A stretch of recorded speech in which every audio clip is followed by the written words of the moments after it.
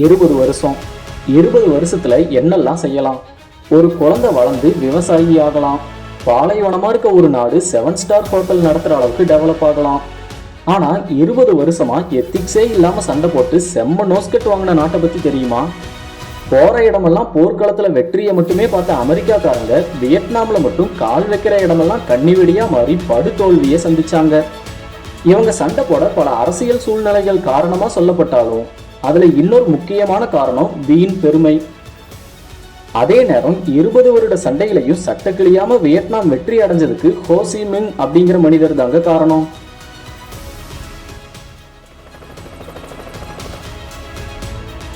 இந்த Ho Chi மின்னோட வழிகாட்டுதலுக்கு கீழே வியட்நாம்காரங்க பல வித்தியாசமான போர் யுக்திகளை கையாண்டாங்க. அதனாலதான் அமெரிக்கா மட்டும் இல்லாம ஆஸ்திரேலியா, தாய்லாந்து, ஜப்பான், பிரான்ஸ் அப்படின்னு அந்நிய நாடுகளும் கூடவே இருந்த சவுத் வியட்நாம் அப்படிங்கிற சொந்த நாடும் எதிரியா இருந்தும் அவ்வளவு போரையும் தந்திரமா எதிர்கொண்டு வெற்றியை நிலைநாட்டினாங்க.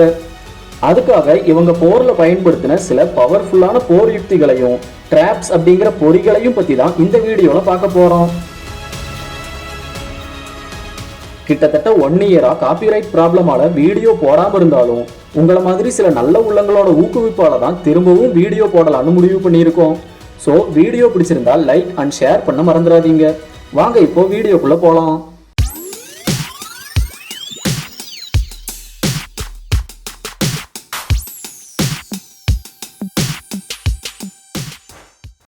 பஞ்சி ஸ்டிக்ஸ் பரவலா அதிகமான இடங்கள்ல பயன்படுத்தப்படாத ஒரு வகை பொறி தான் இது.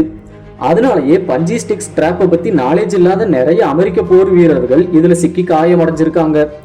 குறிப்பா இந்த ட்ராப்பை ஒரு வீரர் கொல்லப்படணும் அப்படின்னு நினைச்சு வைக்காம இதுல சிக்கக்கூடிய நபர் படுகாயம் அடையணும், அந்த படுகாயம் அடைஞ்சவங்களை பார்த்துக்க மற்றும் பராமரிக்கணும் ஒரு கூட்டம் போர்ல ஈடுபடாம போகணும்னு தான் வியட்நாமியர்கள் இந்த குறிப்பிட்ட பொறியை செட் பண்ணியிருக்காங்க. அதுக்காக முக்கியமா இதுல சீவப்பட்ட ஷார்ப்பான மூங்கில் குச்சிகளையும் சில இடங்கள்ல கூர்மையான துருப்பிடிச்ச உலோகங்களையும் பயன்படுத்தி இருக்காங்க. இந்த ட்ராப்பை எப்படி செட் பண்ணுவாங்கன்னா, முதல்ல ஒரு பள்ளத்தை தோண்டி அதுக்குள்ள அந்த கூர்மையான குச்சிகளையும் உலோகங்களையும் செங்குத்தா நிக்க வச்சு அந்த கூர்முனைகள்ல விஷச்செடிகளோட சாறு, மனித கழிவு, மற்ற சில கழிவு பொருள் இந்த மாதிரியான விஷயங்களை தடவிட்டு அந்த இடத்துல எந்த ஒரு குழியும் இல்லாத மாதிரி அது மேல செடி கொடிகளை போட்டு மூடி வச்சிருவாங்க. இந்த ட்ராப்பை பத்தி தெரியாம அது மேல எதிரி நாட்டு படையினர் காலை வைக்கும் போது டக்குன்னு உள்ள விழுந்து அந்த கூர்முனைகளால காயம்படுவாங்க. இது மூலமா முன்னாடியே அந்த உலோகங்கள்லையும் குச்சிகள்லையும் தடவி வச்சிருந்த விஷமும் கழிவு பொருட்களும் அவங்கள பயங்கரமா பாதிக்கும். குறிப்பா அந்த கழிவு பொருட்களால அவங்களுக்கு நிறைய நோய் தொற்றுகள் ஏற்படும். அது அவங்கள மட்டும் பாதிக்காம அவங்க கூட்டத்தில் இருந்த இன்னும் பலரையும் பாதிக்கும். Gorilla warfare.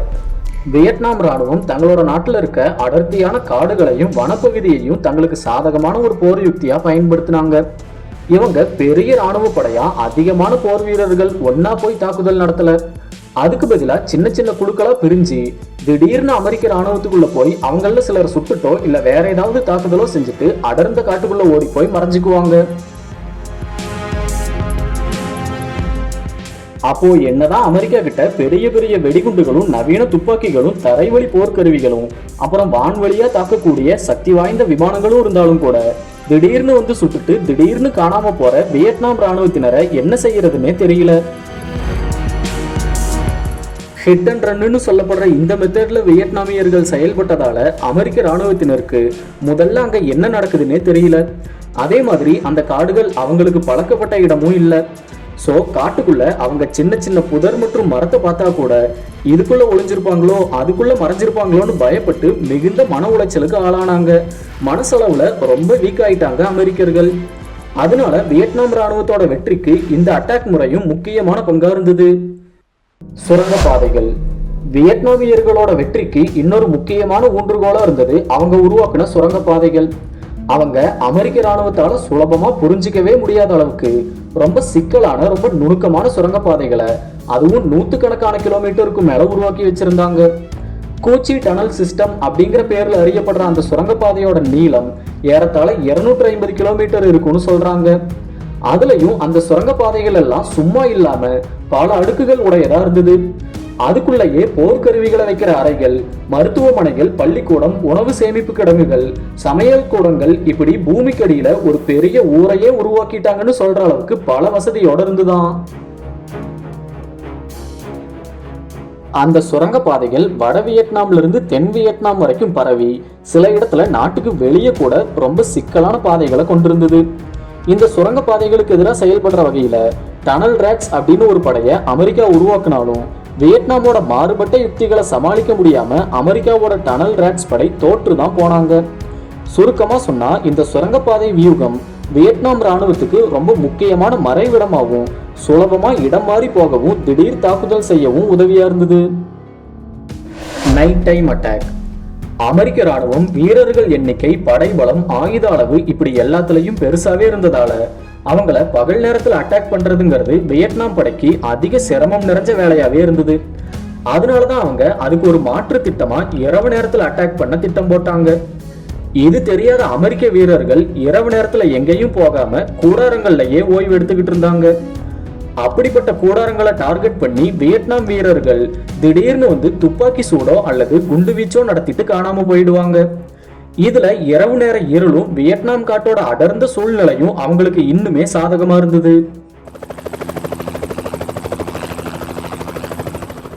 திடீர்னு வர்ற இந்த இரவு நேர தாக்குதலால அமெரிக்க வீரர்கள் ரொம்பவும் பயந்து போயிருந்தாங்க. எப்போ எங்க தாக்குதல் நடக்கும்னு தெரியாம தவிச்சாங்க. இரவுலையும் தூங்காம காவல் காக்க வேண்டிய தேவையும் வந்துச்சு. இது அவங்களோட இயல்பான தூக்கத்தை கெடுத்து உடல் நலம், மனநலம் இரண்டையுமே அதிகமா பாதிச்சுது. அதோட விளைவா வியட்நாமியர்கள் இரவுல மட்டும் இல்லாம அதை தொடர்ந்து பகல் நேர தாக்குதலையும் வெற்றிகரமா மாத்திக்க ஆரம்பிச்சாங்க. ஹோசிமின் பாதை. ஹோசிமின் பாதை அப்படிங்கிறது வட வியட்நாம்ல இருந்து தென் வியட்நாம் வரைக்கும் நீண்டுகிட்டே போன ஒரு முக்கியமான ராணுவ தளவாட பாதை. இது சாலைகள், சுரங்கங்கள், நீர்வழி பாதைகள், நதிகள் அப்படின்னு பலவிதமான பயண முறைகள் கலந்த சிக்கலான ஒரு பாதையா இருந்தது. வியட்நாம் படையினர் வட வியட்நாம்ல இருந்து தென் வியட்நாம்ல உள்ள தங்களோட படைகளுக்கு ஆயுதம், உணவு, மருத்துவத்துக்கு தேவையான பொருட்கள் இப்படி பல விஷயங்களை கொண்டு போக இந்த பாதையை அதிகமா பயன்படுத்தினாங்க. இந்த பாதை வியட்நாம் படையினருக்கு எந்த அளவுக்கு முக்கியமானதுன்னு தெரிஞ்சுக்கிட்ட அமெரிக்க படையினர் இந்த பாதையை அழிச்சிட்டாலே வியட்நாம் படையினருக்கு தேவையான பொருட்கள் கிடைக்காம செஞ்சிடலான்னு புரிஞ்சுக்கிட்டு இந்த பாதையில அடிக்கடி குண்டு வீச்சு நடத்தினாங்க. ஆனாலும் வியட்நாம் படையினர் குண்டு விழுந்த உடனேயே அந்த பாதையை சரி செஞ்சு பொருட்கள் தடையில்லாம போறபடி பார்த்துக்கிட்டாங்க. அப்படி பொருட்களை கொண்டு போகும்போது எரிபொருள் தட்டுப்பாடு மாதிரியான பிரச்சனைகளை தவிர்க்க சைக்கிள்களை அதிக அளவுல பயன்படுத்தி அதிக எடை இருக்கக்கூடிய பொருட்களை கூட அது மூலமாவே தான் எடுத்துட்டு போனாங்களாம். இந்த பாதை வியட்நாம் ராணுவ படைக்கு தேவையான எல்லா பொருளும் தடையில்லாம கிடைக்க உதவியா இருந்தது. அமெரிக்காவோட விமானப்படை தாக்குதலால கூட இந்த பாதையை முழுசா அழிக்க முடியலையா.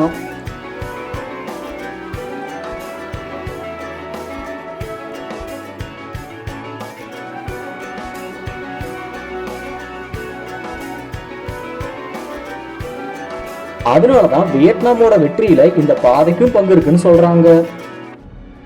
நீண்ட கால வியூகம். வியட்நாம் படையினர் இந்த போர் குறுகிய காலத்துல முடியாதுங்கிறத ஆரம்பத்திலேயே நல்லாவே உணர்ந்திருந்தாங்க. அதனால வியட்நாம் படை நீண்ட காலத்துக்கு போரிட தயாராகவே இருந்தது. ஒவ்வொரு திட்டத்தையும் இன்னைக்கு நாளைக்குன்னு மட்டும் யோசிக்காம எதிர்காலத்தையும் யோசிச்சு நீண்ட கால திட்டமாவே போட்டாங்க. அதனாலதான் முக்கிய தலைவரான ஹோசிமின் இறந்த பிறகும் தொடர்ந்து போர்ல ஈடுபட்டு இவங்களால வெற்றியை நிலைநாட்ட முடிஞ்சது.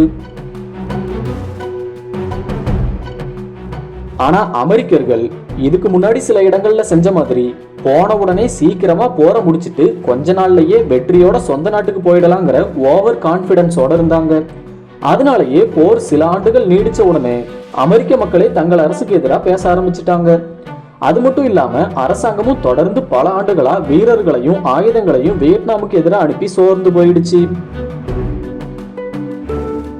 ஆனா அதே நேரத்துல வியட்நாம் படையினருக்கு நம்ம எப்படியாவது வெற்றி அடைஞ்சே ஆகணும், நாட்டை காப்பாற்றணும் அப்படிங்கிற எண்ணம் தான் முதன்மையா இருந்தது.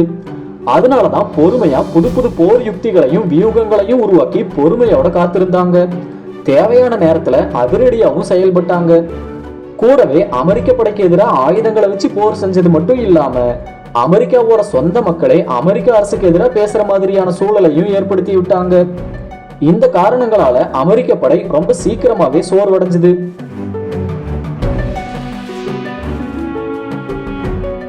ஆனா வியட்நாம் படையினர் பெருசா சோர்வே அடையாம செயல்பட்டு அமெரிக்க படைகளை வீழ்த்தி தங்களோட வெற்றியை தாங்களே எடுத்துக்கிட்டாங்க.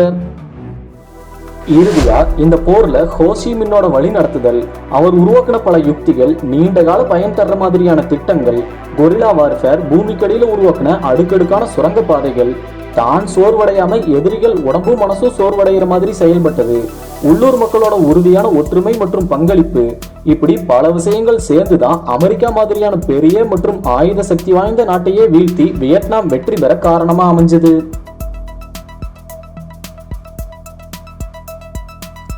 இத பத்தி உங்க கருத்தை கமெண்ட்ல சொல்லுங்க.